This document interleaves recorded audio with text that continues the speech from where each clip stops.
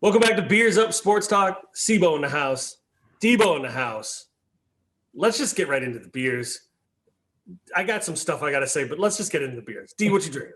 Oh, I'm intrigued to hear what you have to say tonight.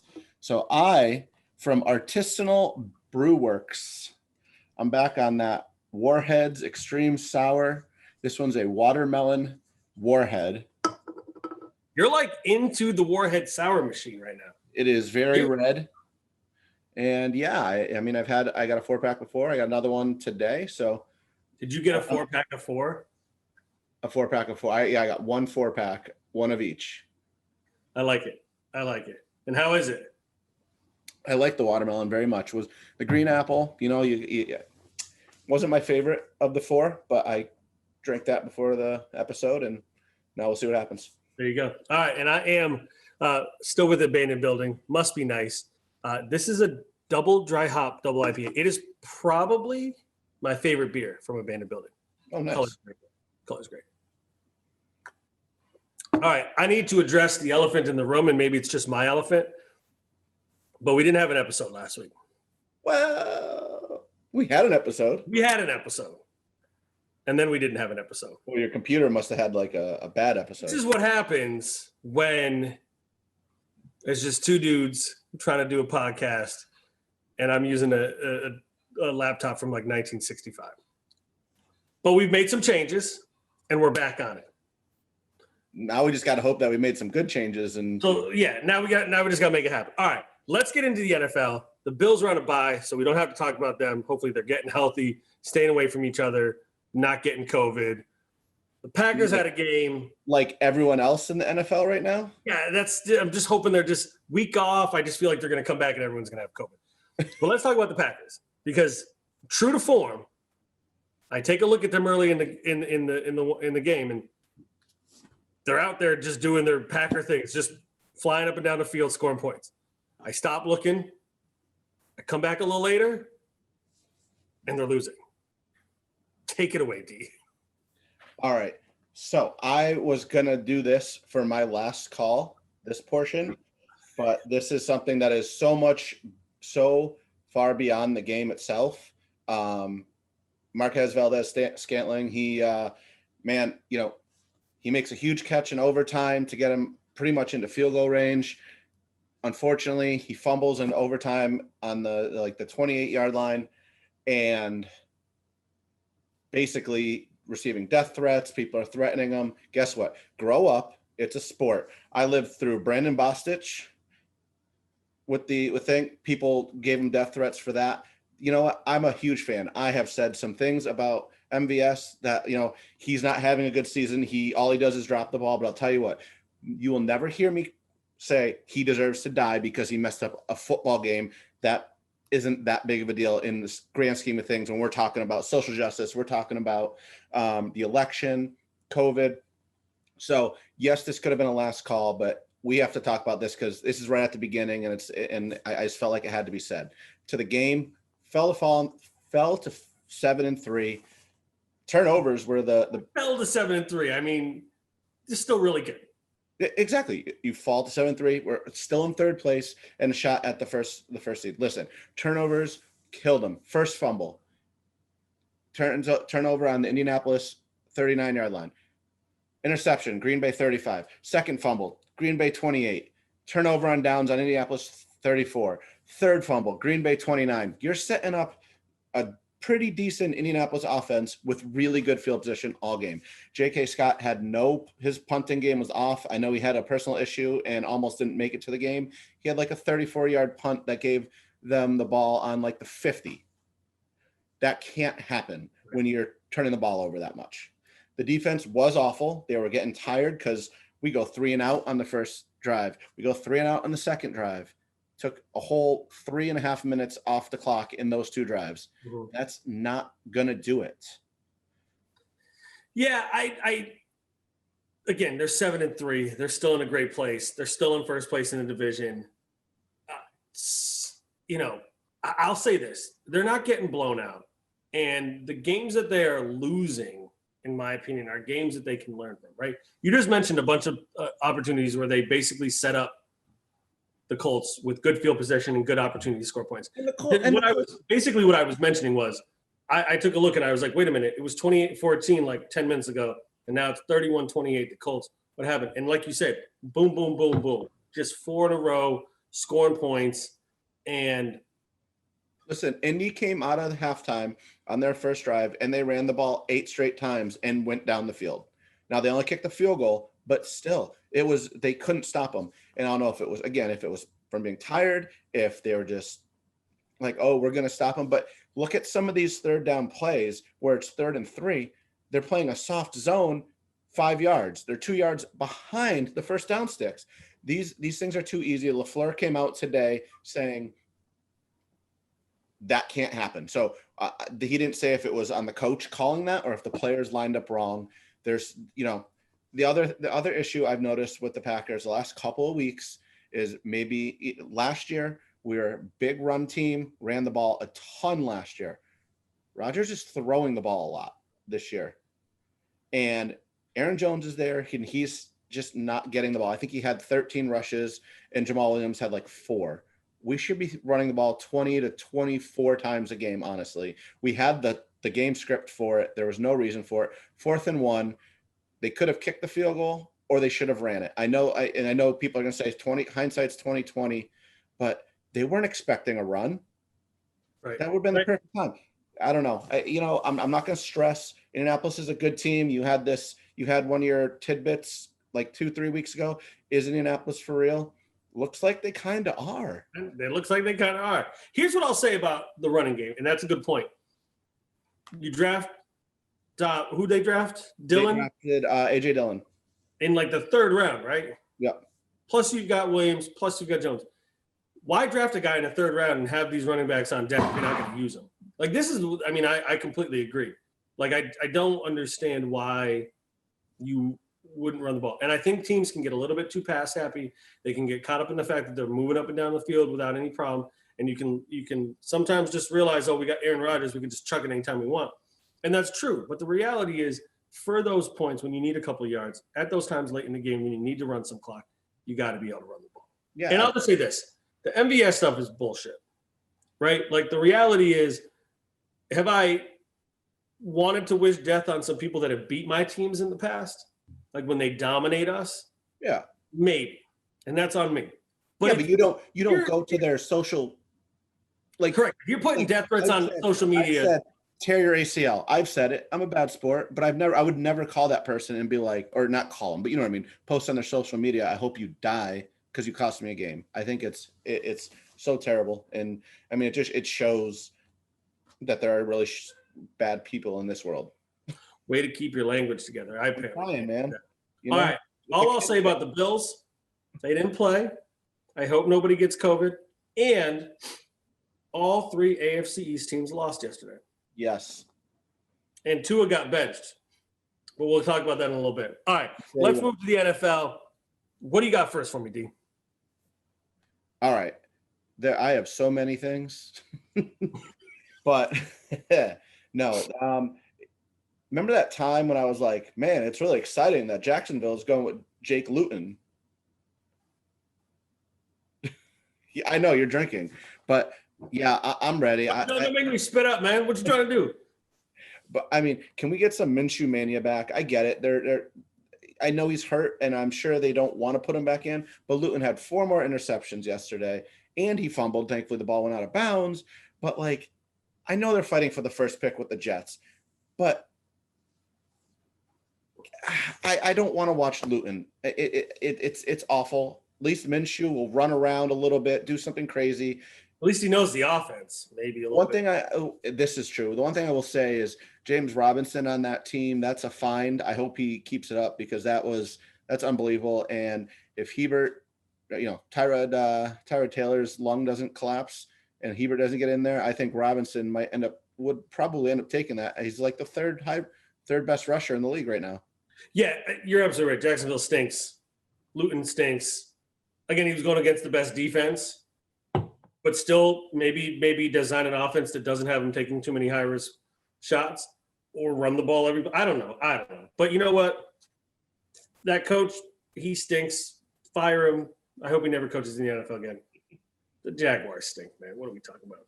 All right. Let's talk about Joe Burrow. Torn ACL, torn MCL.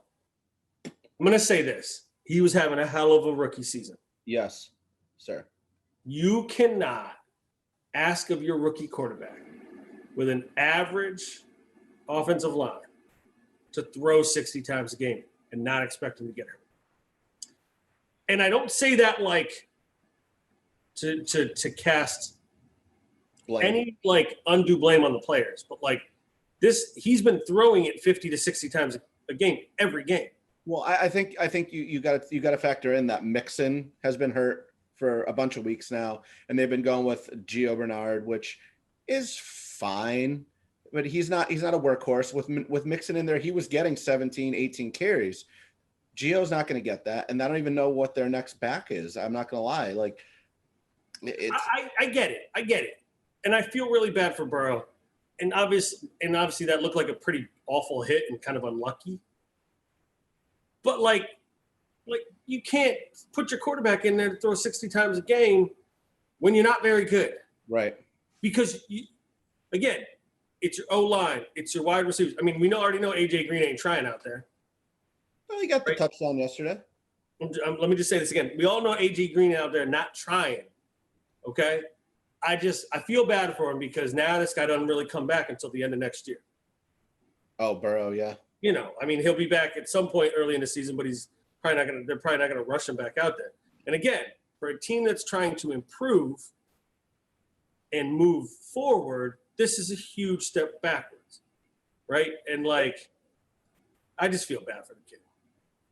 It's not fair. You know. I'm with you. All right, what you got for me? I want to see Vegas Raiders versus Kansas City Chiefs #3. Like, give me all of that. The first game was awesome. October 11th, it was a big 40-32 win for Vegas, and Kansas City got tied up the series. That last 5-6 minutes with Kansas City scoring, then the Raiders coming down and scoring, and then Mahomes just boom, boom, boom, down the field. Travis Kelce, 25 seconds left on the clock. I don't know what it is, but the Raiders are playing the Chiefs damn good. They look really good. Their defense isn't the greatest, but for some reason, that offense is just keeping them in games. And Carr looks like that player from 3 years ago when he was in MVP contention until his leg exploded. I mean, there's something to be said for John Gruden, right? Like, I kind of laughed off the fact that he became an NFL head coach again. You know, they signed him to that huge deal, $100 million. They're moving to Vegas.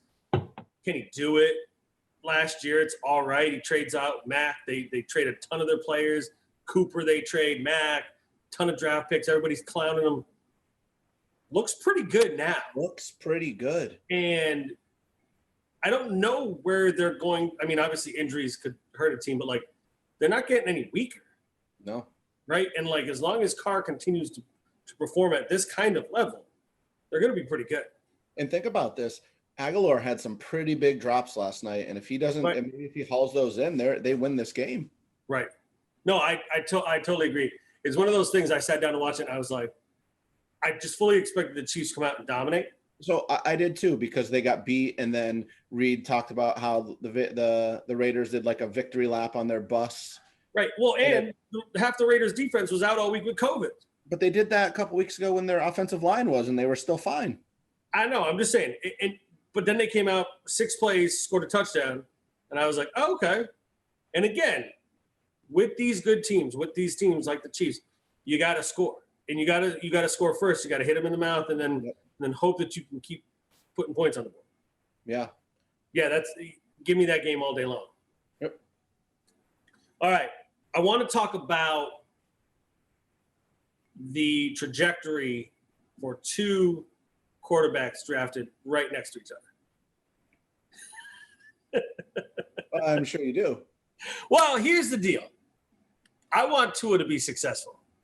Okay. Even though he's a Dolphin, but just because like he's the consensus #1 pick, gets the hip injury, blowing out a team. Why he's still in the game is beyond me, but that's neither here. And all of a sudden, there's doubt cast upon him, Yep. right? Still gets drafted, top 5 picks. Doesn't get to start because Ryan Fitzpatrick's a quarterback in this league still. And gets his chance, plays all right, and then gets benched yesterday. Meanwhile, Justin Herbert, probably your NFL Rookie of the Year. Yep. And 22 touchdowns, 6 interceptions, QBR in the middle of the league, but like full on chucking it. And Oregon, really good team in the early 2000s. Didn't really have a quarterback. Mariota was all right, even though he's a top pick. But this guy's the real deal. At least he feels like he's the real deal. And it's just crazy to think that these guys drafted right next to each other, going in different directions. Well, I mean, are they going in different directions? I get it. In the moment. And now I'm overreacting, but in the moment, one just got benched and one's about to be Rookie of the Year. Yeah, and I think there was a little bit of a struggle, and, you know, it happens. Granted, I don't think Denver's defense is as bad as people think it is. And but Drew Lock might be as bad as people think. I think that's what surprised me.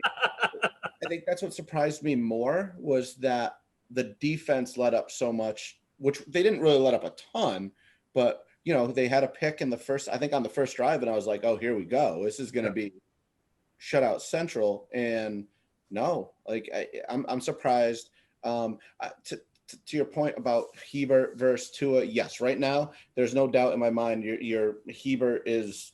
But there's been no doubt the whole year. I mean, Tua's been average in his first 2 starts, and this one was a stinker. Yeah, Hebert,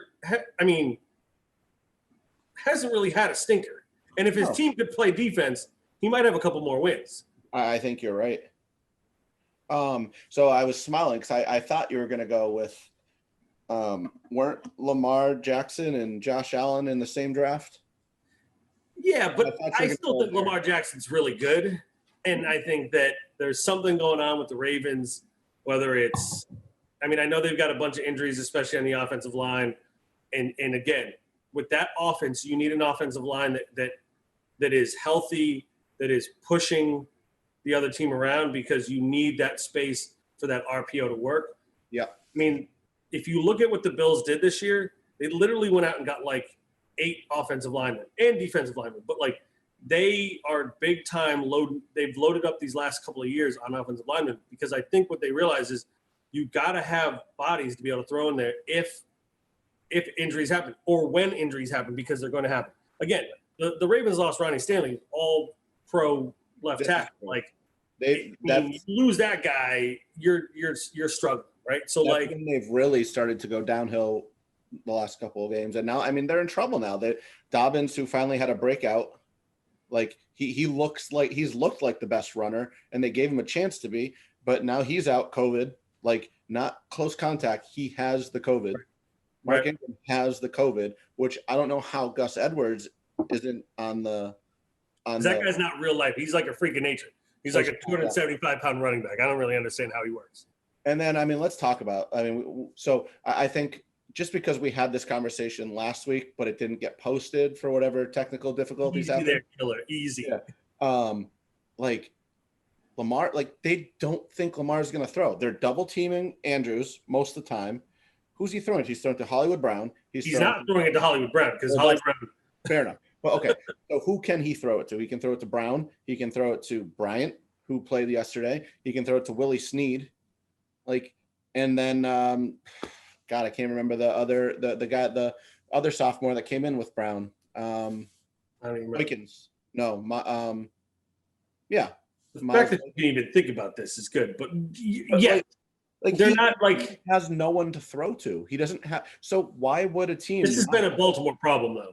Again, remember when Joe Flacco was quarterback? Like the whole thing was like Joe Flacco has no weapons. Like Torrey Smith and Anquan Bolden. Torrey Smith had like a couple of good years, but all he could do was run deep. And Anquan Bolden, yes, was great. But like a lot of the conversation around Joe Flacco when he was there was that you needed to get him weapons. Same thing with now. It's one of those. And again, in the NFL, it's weird because we talk about the Chiefs and how the fact that, yeah, you got Tyreek Hill. Yeah, you've got some really good guys, but like you've got a couple of guys that, you know, I don't even know who, when they were catching balls, I was like, who are these guys? Well, they have 3 players that like are 3 numbers apart, and I think they're all the same person. Hardman and Right. Williams and Pringle. Yeah, Pringle, that's the one. All right, so I got a question for you. Yes. I'm going to switch it real quick. Barbecue. That's my favorite Pringle. Okay. Is Taysom Hill the real deal? And also, is Michael Thomas back? So to be determined for both of them. I mean, so what Taysom Hill have? What do you have? 282, something like that? So I'm going to be real with you. I watched like the full 12-minute highlight yesterday because I was like, I need to see how this guy played, because I heard that like somebody called out, him playing backyard. Julio Jones called backyard football or whatever like that, like, Bush League, whatever. I don't know. He looked all right. And Michael Thomas, my answer to Michael Thomas being back is yes, that guy caught everything yesterday. Yeah. Also, if he's catching balls, Taysom Hill is going to be much better. Yeah, I mean, obviously. And I think what's funny is I wonder if the reason Taysom Hill didn't go in last week is Winston has been getting the second team reps in case an injury happens during the game. And then they knew they would go to Hill to give him a week of full practice. And to change the offense a little bit, right? Right. Well, that's what I mean. Yeah, because that's a completely different offense. So you give Winston, because Winston's closer to Breeze than Yes. Taysom Hill. I don't know. I mean, well, we're going to find out. I mean, he played Atlanta, not the best defense in the world. No, not at all. Not even close. We'll see what happens. I mean, I hope for his sake, because he threw 18 passes in his career before this game. Also, and we can leave it here. Does Drew Brees have more broken ribs than actual ribs in his body?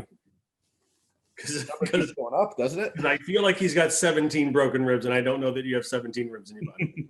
But I don't know how many ribs you have in your body, to be honest. No. Right. Let's change course. He officially has 11 now. Yeah, and I don't know. I think he has internal bleeding, and I don't know. He's got a broken toe or something. I don't know. He's all messed up. I'm just kidding. All right, let's change course to NBA free agency. I mean, I got the Celtics thing on here. I've got some questions for you. So yeah, let's just do the Celtics first. Well, let's dive right in, okay? Gordon Heyward, let's call it out. I'm going to say one thing real quick. I knew there would be offers. Did I think he was going to get 4 and 30 when he opted out of $34 million? You mean 4 and 120? 4 and 120. I'm sorry, 30 years, 38 years, right? Yeah. Holy shit. That's a lot of money. Yeah, there was no doubt he was going. If you get that offer, like, I'm not overly surprised by him leaving. And no. I know you were really hoping we'd get him back. I could go either way. Like, if he came back, great. If he didn't come back and we did something, then I'm fine with it. Here's the problem, D. Yeah. What's that something? Because we don't have that something. Well, we now have the point guard that you want. The backup point guard. We don't have that. Hold on. We're going to get to that point guard. Yep. We don't have that something. We just lost a guy that averaged like 17, 6, and 5. Okay. And people said he wasn't at his best. So at his not his best, he was 17, 6, and 5. We don't have that person right now. We don't need that person right now. What do you mean we don't need that person? Well, who's filling that void? We have Brown and Tatum. They're going to step up. And we've had Brown and Tatum for the last 2 years, bro. Last 3 years. And what are you even talking about? And Kemba. Kemba's injured, man. Kemba's knee ain't right. And then you have 2 people they just signed that are averaging double-digit points. No, stop it. Stop. All right, let's deal with that real quick. All right, so we trade Enes Kanter. Yep. Brad Wanamaker signs with the Warriors, which I don't understand, but that's neither here nor there. I think you're too hard on him, but go ahead. We signed Jeff Teague, which I like. I like it. And Tristan Thompson. I like it. Which I'm lukewarm. I'm lukewarm on. So here's my deal. It's better than Kanter. I don't know about that. It's an upgrade over the same guy. They can't play defense. He's fast. Pick and roll, and they offensive rebound. The difference is that a Cantor can make his free throws and make a jump shot. I didn't see many jump. I'm not worried about our centers taking jump shots. In Brad Stevens' offense, centers pick and roll for jumpers, and they don't offensive rebound because everybody's on the perimeter. I don't know. I'm. You know, the last time the Celtics had a 10 rebound. I already know that. Yes, I get that. That's why this doesn't matter. Like Tristan Thompson isn't going to go out there and average 10 rebounds a game. He's not. He's not going to get enough minutes. First of all, Tice is going to play a ton. Well, that's fair. And Teague is going to get some run, and I like Teague. I like it. I want to bring us back to the and let's also holler at the fact that Tatum just signed his supermax. Well, it's a max. It's going to be a supermax when he goes all NBA. But listen, what are we doing to fill the void of 17 points, 6 rebounds, 5 assists, whatever it was that Hayward had? We have nothing. They drafted 3 players. They got they're I'm about to walk out of this podcast. What the hell are you talking about? We don't have anybody. They like the guy Nesmith. They like Pritchard. And they like Langford too. I don't think they like Langford. They drafted him 14th overall last year. They had to like him. All right, let me just have a minute here. Go ahead. To watch all these guys get signed and to know that $34 million came off the books. And I know the cap situation in the NBA is weird. It's not fluid because guys that are on your team, if you sign them, you can go over the cap, $34 million came off the salary cap. And I know Teague and Thompson probably cost a little bit more than the guys they replaced. However, there was a lot of free agents out there, a lot of guys that could sign, and it was straight crickets. And I don't need them to go out and sign the best player available. Bogdanovic, and we're going to talk about him in a minute. I like the idea of having him, but I don't know. Okay. Kemba, Tatum, Jalen, Smart, Yep. Tice. There's your starting 5. Yep. Where's your points coming off the bench? Teague. Okay. But they're Just keep going. Tell me what, because Teague can't score all the points off the bench. He's 32 years old. Thompson's going to score. He's not. You already know Thompson ain't scoring big points. You know he's not scoring big points. Get what, 6 to 8 points a game? No, we need points off the bench. Gordon Heyward scoring 17 points a game, mostly coming off the bench at the end of the season. I understand that, but if they pull Kemba out, 17 points a game. Kemba out, right, for Teague, and Tice goes out, you still have Brown and Smart and Tatum in there. Who are you? No, you need points off the bench. They're gonna be fine. I can tell me that if we're as good as last year, if we don't add another body, I don't think they're going to add anyone else. So we're as good as we were last year. Okay. Do you think we're as good as we are last year? Oh yeah. Without Hayward and not filling that void with anyone else. I do. That's banana land. That's fine. It's absolutely banana land. I don't know. It seemed like that the offense became. I didn't like the way the offense looked with Hayward out there. I liked Hayward too, but he just the way it looked, it was just. I don't know. I was not happy with it. So. All right, let's turn to free agency. I want to just go down this list real quick. Top NBA free agents. Roll with me here. Yeah, Anthony Davis, unrestricted free agent. Maybe we sign him. No, he's going back to the Lakers. Yeah. We're going to talk about the Lakers in a minute too, because they're stacked. Yeah, they are. Brandon Ingram, restricted free agent. He's staying with the Pelicans. Van Fleet got paid. Happy for Van Fleet. Yeah. $85 million. Yep. Hayward gets $1 bajillion. Bogdanovic going to the Hawks. Which, can we talk about the Hawks for a minute? What are they doing? I don't really like. So they have Trae Young. Yep. A couple young pieces. Good.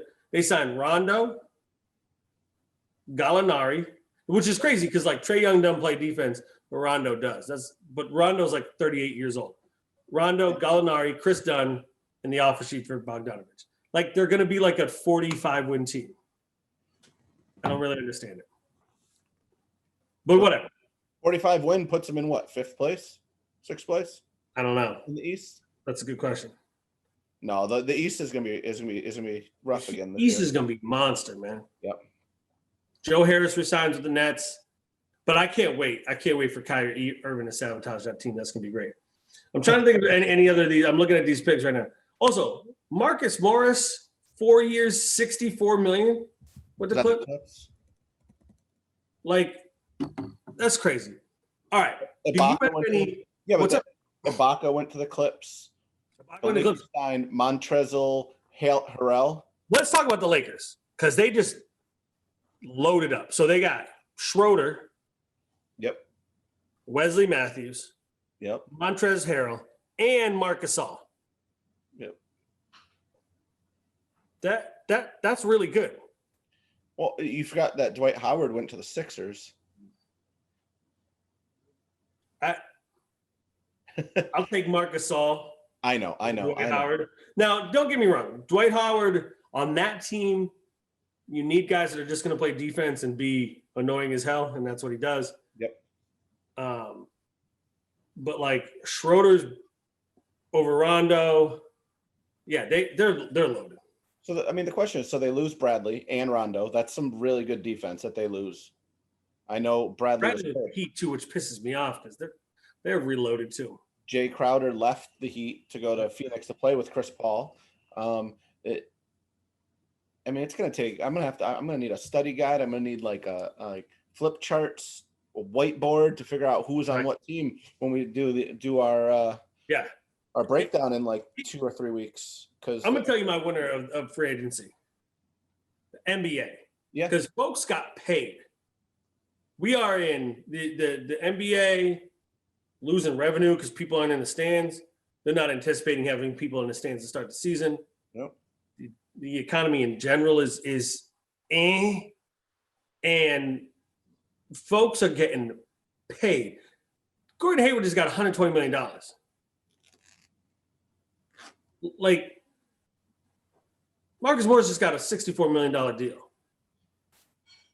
3 dudes just signed Supermax contracts. Giannis might not sign the Supermax just because he doesn't have to. What do you think about Drew Holiday going there? He's got a point guard now. Wasn't he supposed to get Brogdon as well? But they were supposed to get Bogdanovic, but it fell through. Yeah. Drew Holiday,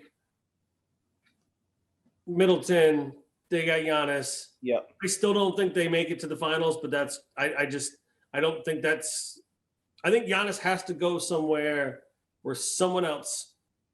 He needs another superstar. Yeah, that's just my opinion. Yeah, I don't think I'm wrong about that. And Middleton's really good. Holiday's really good, but like he needs another guy that can take the load when he has those nights where he can't get to the hoop or he's just not making his shots. It's rough to see that John Morant didn't get much help. I assume they're rebuilding. Yeah, they're doing an actual rebuild. And then all the Pelicans got. I shouldn't say all because Steve Adams is money. I said I'd love to have him on the Celtics. That's a guy that is going to play for you. So that's a good pickup for the. They got Eric Bledsoe. I think the Pelicans are in a place again. Brandon Ingram's going to resign them. They got a team down there. Like they're not a 60-win team, but they got a team down there. And again, let's not forget that like Zion hasn't played any more than like a couple of games. Right. The impact that he's going to have over a whole season is ridiculous. And a shout out to Carmelo for staying in the league, going back to the Trailblazers. Staying loyal to the Trailblazers, yep. Yeah. You're absolutely right. Crazy offseason. John Wall wants to be traded. The Rockets are trying to trade Russell Westbrook. James Harden was trying to get out. Yeah. The idea that the Nets were going to have Durant, Harden, and Irving was absolutely hilarious because, again, like I said last week on a pod that never existed, who was going to bring the ball to court was going to be absolutely hilarious because I think they were just going to fight over it, probably have backcourt violations every time. NBA free agency. I love this NBA free agency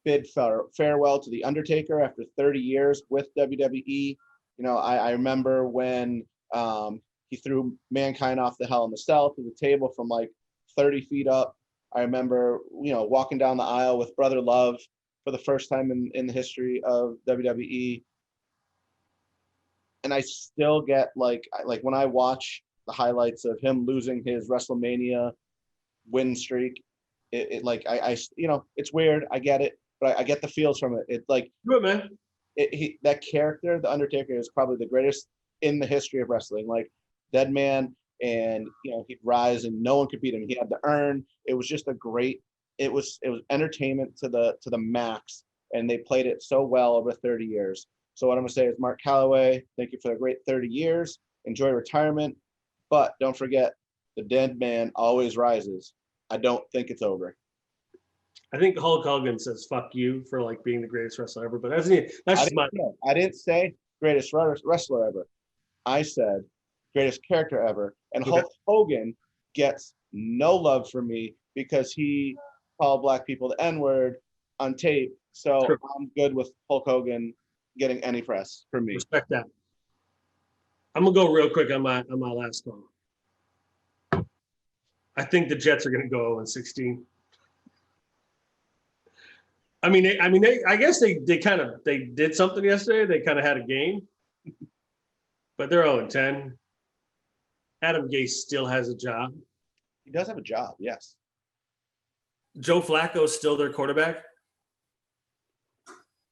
Frank Gore's still their leading rusher. Now I know Perrine got a little banged up yesterday, but like, this is just fun to watch. I'm sorry. Like, feed me all of this. I saw a video. We're anniversary of the butt fumble. Like, this is like, feed me this Jets information. Like, I want it all. The Jets are pretty piss poor. And like, Trevor Lawrence isn't going to fix it. This is what's great about this situation. It's like, drafting Trevor Lawrence next year isn't, if they get the number one pick, isn't going to all of a sudden make them good, because they stink all around. Like, they stink. They're awful. Yeah, who's he going to throw it to? They need some weapons. They need some defense. You need an offensive line to protect him. You need a coach. That's not Gase. No, they've got a coach. They've got Gase. You keep Gase there, assign him to an extension, keep him long term. He's an offensive mastermind. All right. All right, that's it. We're done. We're out of here. It's been too long. All right, y'all. Hopefully this saves. Oh, it will. Y'all have a good Thanksgiving. We'll see y'all next time. Peace.